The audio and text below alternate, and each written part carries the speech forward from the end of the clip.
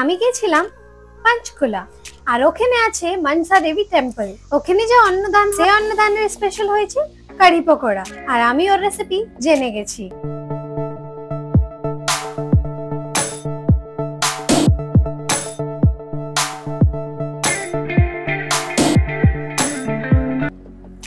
Hey guys, welcome back again. Me प्रशिका and you are watching Own Taste and Trails. আজকের সাথে সফরনামাতে আমি কিছু different decide করেছি। কারণ হয়েছে কেন কি নবরাত্রি চলছে, লোকরা সবাই বিজি আছেন, তাই আমি ভাবলাম অন্য কোনো জায়গাতে নিয়ে আপনাকে ঘোরাবার থেকে ভালো আমি কিছু একটা এমন রেসিপি বানাই যেটা মায়ের স্টোরি থেকে জড়িত হয়। পিছন বছরে আমি গেছিলাম পাঞ্চকুলা। এটা আছে চণ্ডীগড় থেকে 6-7 কিলোমিটার দূর। এখানে আছে মনসা দেবী টেম্পল। এই টেম্পলটা মানা যায় অনেক পুরনো টেম্পল। ইট ইজ লাইক এর যে নতুন মূর্তি আছে এর পেছনে আছে ওর আসল মূর্তি, যেটা 400-500 বছর থেকেও পুরানো মানা যায়, আর হতে পারে ওর থেকেও বেশি পুরানো হোক। এর সামনে আছে শীতলা মাতা টেম্পল আর ওর সামনে আছে এই মন্দিরটা। দুটাই খুব পুরানো মন্দির, কিন্তু দর্শন করার জন্য এখানে যে লোকরা এসেছেন সেটা তো আছেই। আমি যখন ভেতরে গেলাম তখন আমি জানতে পেলাম এখানে একটা স্পেশাল ভান্ডারা হয় যেটাকে বলে অন্নদান। তাহলে ওখানে গিয়ে আমি জানতে পেলাম এখানে যত ভক্ত আসে মায়ের দর্শনের সাথে সাথে ওদের মেইন টার্গেট হয় এখানে এসে ভান্ডারা খাওয়া। ওটাই ওদের এখানে আসার একটা আরো বড় রিজন। তাহলে আমি জানতে পেলাম এখানে বনে একদম স্পেশাল কারি পকোড়া। আমরা নরমালি যে কারি খাই সেটাতে আমরা রসুন, পেঁয়াজ, অন্য মশলা সবকিছু দিয়ে নিয়ে রেডি করি, সেটা হয় পাঞ্জাবি স্টাইল কারি পকোড়া। কিন্তু এখানে হয় নিরামিষ রান্না, আর এখানে সব ভক্তগণ খুব ভালোই আদরে এখানে খাবার খান, আর ওদের সবার ফেভারিট হয়েছে কারি পকোড়া। তা আমি যখন খেলাম আমিও একদম অচম্বিত রয়ে গেলাম, বুঝতেই পারা গেল না। আর টেস্টটা যা দারুণ ছিল ওটা শব্দে এক্সপ্লেন করা যেতে পারবে না, ওটা আপনার খেয়ে জানতে পারবেন।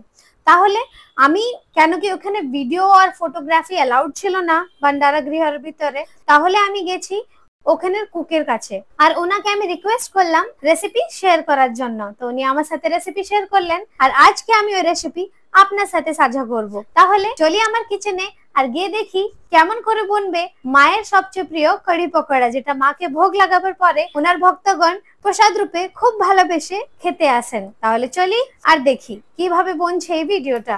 আর আপনি এই রেসিপিকে নিরামিষ রেসিপিও কনসিডার করতে পারেন আর জৈন রেসিপিও কনসিডার করতে পারেন, কেন কি এখানে যা ইনগ্রেডিয়েন্ট দেওয়া হয়েছে সব ইনগ্রেডিয়েন্ট গুলো জৈন রেসিপির জন্য একদম উপযুক্ত আছে। তাহলে ফাইনালি আমি নিজের কিচেনের ভিতরে এসে গেছি, আর এই যে আমাদের সব ইনগ্রেডিয়েন্ট রেডি রাখা আছে।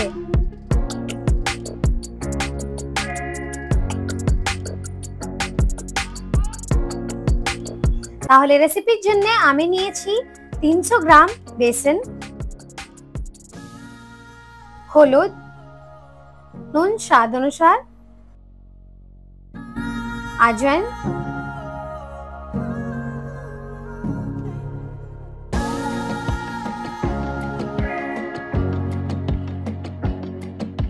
ধনা পাতা আর কাঁচা লঙ্কা কেটে রেখে নিয়েছি, কেন কি আমরা রসুন পেঁয়াজ ইউজ করছি না, এটা দিয়ে এর ফ্লেভারটা এনহ্যান্স হবে।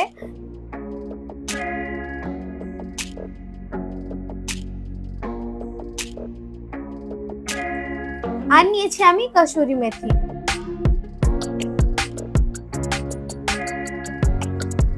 আর সবচেয়ে স্পেশাল আছে আমাদের গণেশ মাস্টার্ড অয়েল। এই অয়েল দিয়ে আমরা আমাদের কারি পকোড়া রেডি করব। যেমন কি আমি আগেও বলেছি এটা আছে বেস্ট অয়েল। আর পিউরি করার জন্য আমি নিয়েছি 1 ইঞ্চ আদা, 5-6টা লঙ্কা। লঙ্কার বেশি ঝাল নেই তাই আমি 5-6টা নিয়েছি, যদি বেশি ঝালের লঙ্কা হয় তাহলে 1-2টা নিলেই যথেষ্ট। আর নিয়েছি আমি 4টা মিডিয়াম সাইজ টমেটো, এটা বনবে পিউরি। আর যখন আমরা কারি তৈরি করতে রেডি করব ওর জন্য আছে আমাদের 3 টেবিল স্পুন বেসন, এর মধ্যে আমরা কার্ড মিক্স করব। আর এটা আছে ধনা পাউডার। আমি বেশি এমনি মশলা ইউজ করি না, কেন কি আমাকে অথেন্টিক ফ্লেভারটাই ভাল লাগে, তাই আমি ধনা পাউডারটাই ইউজ করি বেশিরভাবে। কেন কি গরম মশলা ইউজ করলে যে অথেন্টিক ফ্লেভার আছে ওটা চলে যায়, শুধু গরম মশলার স্বাদটা চলে আসে। আর এই আছে সরষা আর জিরা 1 টিস্পুন, এটা আমরা অ্যাড করব কারি বানাবার সবচেয়ে আগে ফোড়ন দেওয়া হবে ওটা দিয়ে। আর এইটা আছে तड़का লাগাবার জন্য। তো তড়কার জন্য আমরা নিয়েছি কারি পাত্র, 3-4টা শুকনো লাল লঙ্কা, কাশ্মীরি লাল লঙ্কা পাউডার, আর এটা আছে ধনা পাতা যেটা আমরা গার্নিশিং এ ইউজ করব। এবারে আমরা পকোড়ির জন্য পেস্ট রেডি করব। তা আমি নিয়ে নিলাম 1 টেবিলস্পুন আজওয়াইন, 1 টেবিলস্পুন টারমারিক,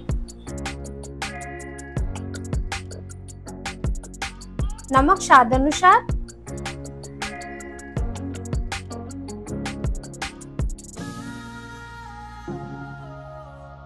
धना पाता लंका काटा আর একটুকু মতন কসুরি মেথি। এটা দিয়ে স্বাদ এনহ্যান্স হয়ে যাবে।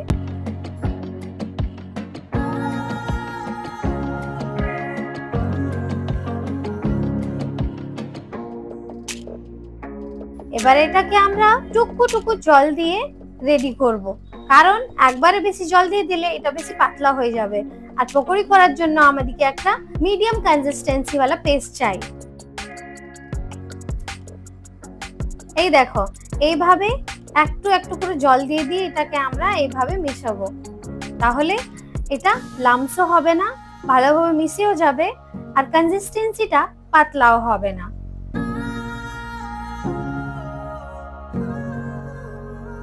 তাহলে এবার আমরা পকোড়ি রেডি করব। আমি গ্যাস জ্বালিয়ে নিয়েছি, এই আমি প্যান রাখলাম আর এর মধ্যে আমরা দেব গণেশ সরষ তেল।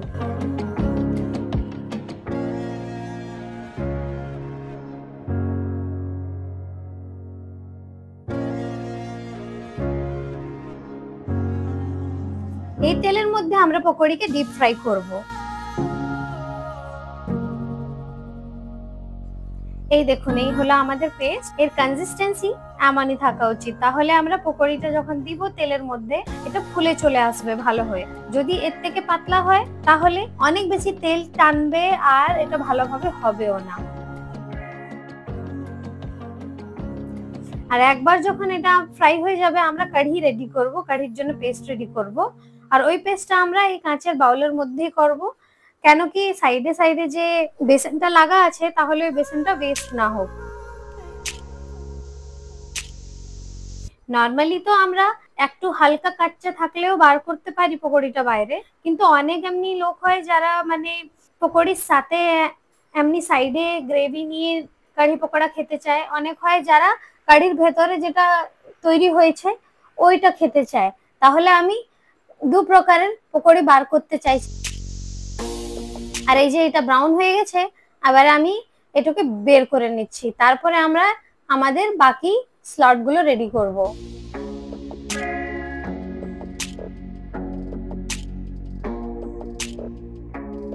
দেখুন কিভাবে এটা বড় বড় হয়ে ফুলে গেছে, আমরা ছোট ছোট দিয়েছিলাম, এটা ফুলে বড় হয়ে গেছে। এটির জন্যই আমাদের বেসনের কনসিস্টেন্সিটা অনেক ইম্পর্টেন্ট হয়। যদি কনসিস্টেন্সি ঠিক না থাকে তাহলে পকোড়িটা ফুলবে না।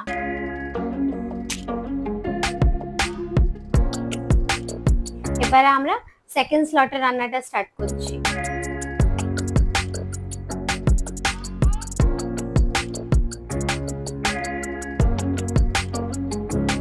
আর এইভাবেই আমরা আমাদের টোটাল পকোড়াগুলো রেডি করে নেব।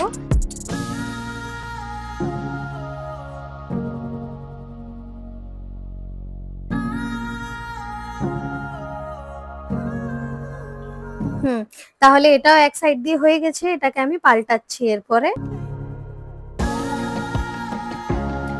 তাহলে এইভাবে রান্না করলে এটা পুড়বেও না আর ভালোভাবে এটা সিঝেও যাবে।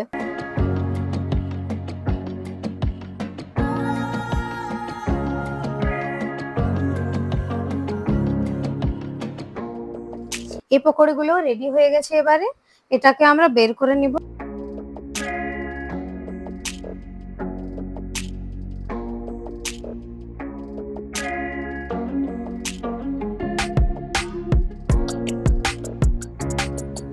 আর এই হলো আমাদের থার্ড আর ফাইনাল স্লট।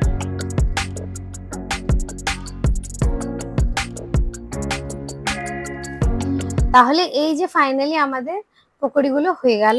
আর এই দেখুন কিভাবে আমরা ফ্লাফি পকোড়ি রেডি করেছি।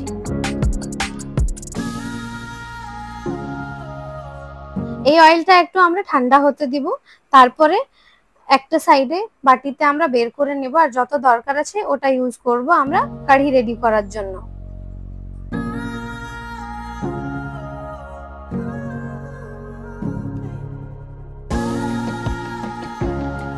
এবারে এই বাউলের মধ্যেই আমরা রেডি করব কারির পেস্ট।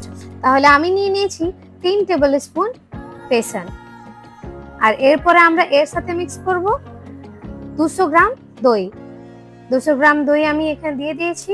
এমন তো দই যত টক হয়, কিন্তু অনেক এমনি লোক আছেন যাদের বেশি টক কারি পছন্দ নেই, তো সেই জন্য আপনি নিজের টেস্টের অ্যাকর্ডিং কার্ড নেবেন। এবারে আমি অ্যাড করছি 1 চামচ coriander powder,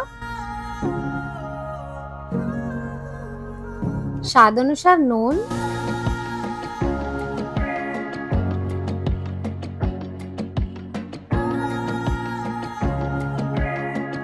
half teaspoon turmeric powder,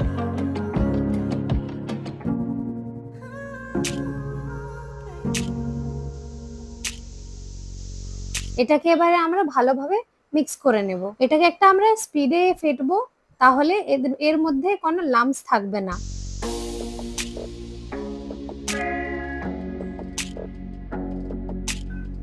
এই দেখুন আমরা একটা স্মুথ পেস্ট রেডি করে নিয়েছি। এটাতে আরো মশলাও অ্যাড করা যায়, সবাই অ্যাড করেন, কিন্তু বেশি মশলা অ্যাড করলে ওই মশলার ফ্লেভারটা কারির অথেন্টিক ফ্লেভারটাকে এফেক্ট করে দেয়, তাই আমি অনেক মিনিমাল মশলা ইউজ করি।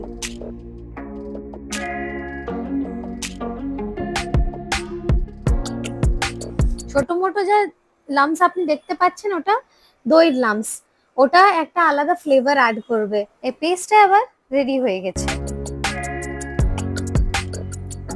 তো ফাইনালি আমাদের যে পকোড়িয়া পেস্ট আছে ওটা রেডি হয়ে গেছে। তো এরপরে আমরা বানাবো কারি। কেন কি তেলটা আগেই হিট ছিল, তাই আমি এটাকে আর বেশি হিট করব না।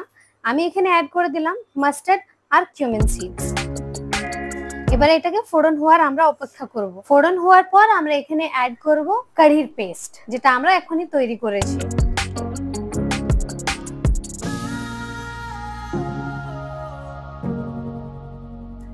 কিন্তু তার থেকে আগে আমরা অ্যাড করব আমরা যে পেস্ট রেডি করেছিলাম জিঞ্জার, চিলি আর টমেটো, ওই পেস্টটা এখানে দেওয়া হবে। এই যে দেখো এটা স্প্লিটার হয়ে গেছে। এবারে আমরা অ্যাড করব আমাদের টমেটো পিউরি।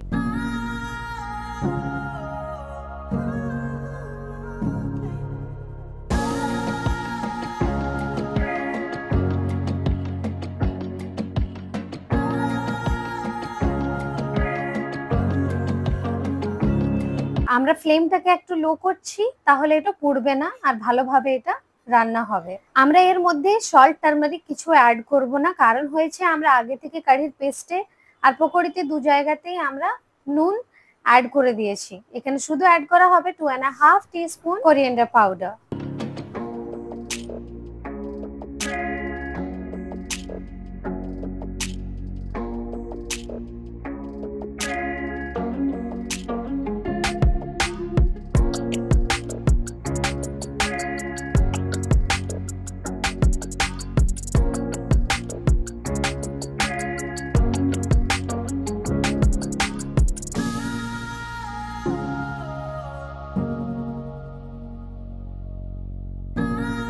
এই দেখো এবার তেল ছেড়ে দিয়েছে, এটা ভালোভাবে ফ্রাই হয়ে গেছে। এরপরে আমরা এর মধ্যে অ্যাড করব আমাদের কারির পেস্ট, যেটা আমরা রেডি করেছি। এবারে আমরা ফ্লেম একটু লো করে নিব, আর তারপরে আমরা অ্যাড করব এই পেস্ট। তার কারণ হয়েছে যদি আমরা হাই ফ্লেমে অ্যাড করে দিই তো একদম এটা জমে যাবে আর অনেক জোরে ফুটতে লাগবে, তাই আমরা একটা লো ফ্লেমে করে নিয়ে এটা অ্যাড করব। ভালোভাবে এটাকে মিক্স করব, আর তারপরে এতে জল অ্যাড করা হবে।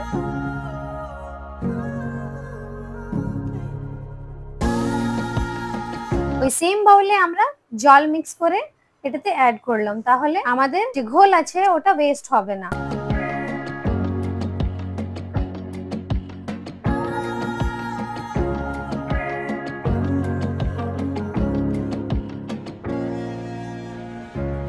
এটাতে আমরা 2.5 গ্লাস মতন আরো জল অ্যাড করব, তাহলে এটা ভালোভাবে ফুটে সিদ্ধ হবে।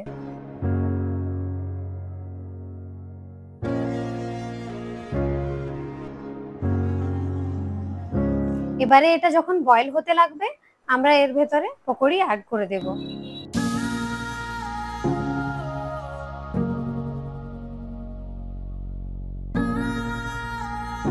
এই যে দেখো আমাদের যা কারি আছে ওটা বয়েল হতে লেগেছে, এরপরে আমরা এর মধ্যে পকোড়ি অ্যাড করব।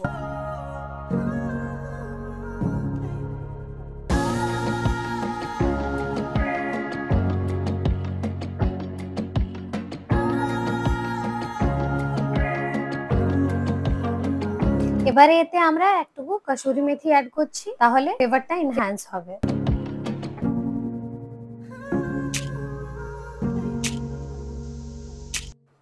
এবার এটাকে আমরা ভালো করে বয়েল হতে দিব, তারপরে আমরা এর মধ্যে অ্যাড করব আমাদের tadka. So as you can see আমি অ্যাড করেছি 1.5 টিস্পুন কসুরি মেথি। তো সেই জন্য অত অ্যাড করার পরে আমাদের কসুরি মেথি এই বাউলের মধ্যে এতটা বেঁচে গেল। এবারে এতে আমি অ্যাড করে দিয়েছি কোরিয়ান্ডার লিভস। এটা আগে এটির জন্য অ্যাড করা হলো কেন কি একবার ছৌঁক লাগাবার পরে আমরা এতে কিছু অ্যাড করব না, তাই কোরিয়ান্ডারের ফ্লেভারটা এর মধ্যে ভালোভাবে মিক্স হয়ে যাবে, তা আমি এটাকে আগেই দিয়ে দিলাম।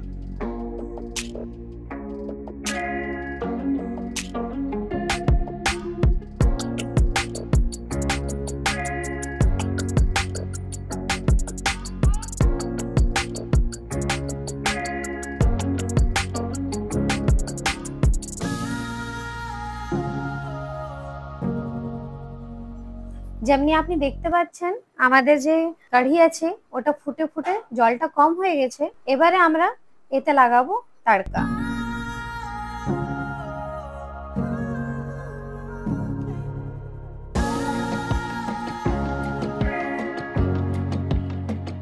তাহলে ছোঁকা দেওয়ার জন্য আমরা এতে অ্যাড করব 1 টেবিল স্পুন ঘি,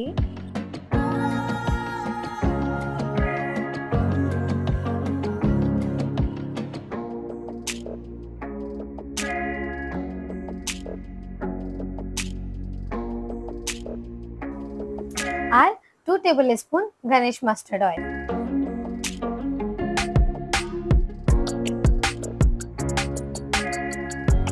এবার এতে আমি দিলাম কারি পাতা, আর দিব 2-3টা শুকনো লঙ্কা ভেঙে। এটাকে আমরা ভালোভাবে ফ্রাই হতে দিব যেই পর্যন্ত এটা ব্রাউন হয়ে যায়। তারপরে এতে আমরা অ্যাড করব শুকনো লঙ্কা পাউডার।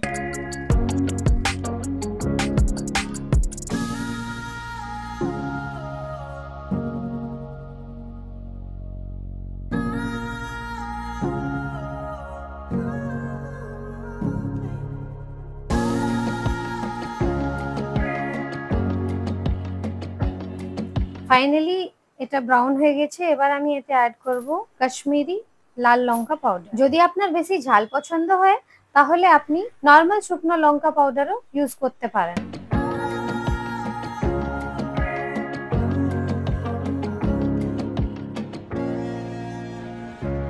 আর এই যে আমাদের ছোকা লাগানো হয়ে গেল, যা ভালো এবার সুগন্ধ আসছে। আপনি যদি এখানে থাকতেন তা আপনার এটা এখনই টেস্ট করার ইচ্ছা হতো।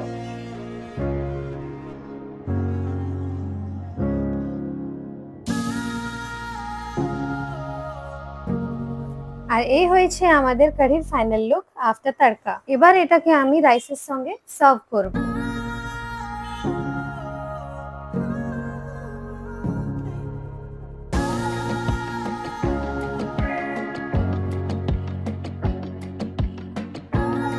কেন কি আমি নবরাত্রি উপসে আছি, তাই আমার ভাই এটা টেস্ট করে জানাবেন কি এটা কিভাবে রেডি হয়েছে। তাহলে ও এবারে টেস্ট করতে যাচ্ছে, দেখি ওর কি রেজাল্ট হয়।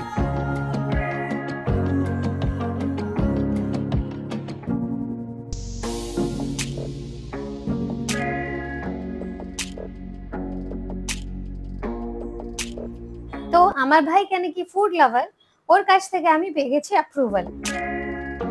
সো গাইস, যেমনি কি আপনি দেখলেন আমার ভাই অনেক ভালোবেসে নিয়ে রেসিপিটা খেয়ে নিল, আর আমি অনেক সন্তুষ্ট আছি কেন কি আমি এই রেসিপিটা ওইভাবেই বানাতে পারলাম যেভাবে আমি ভেবেছিলাম। আর এক্স্যাক্টলি আমি ফলো করেছি মনসা দেবী টেম্পলের ভান্ডারার রেসিপি। এবার আপনার সাথে দেখা হবে একটা নতুন ভিডিওতে, নতুন জায়গাতে, নতুন রেসিপির সঙ্গে। ততক্ষণের জন্য Stay tuned, goodbye, and thank you so much for watching.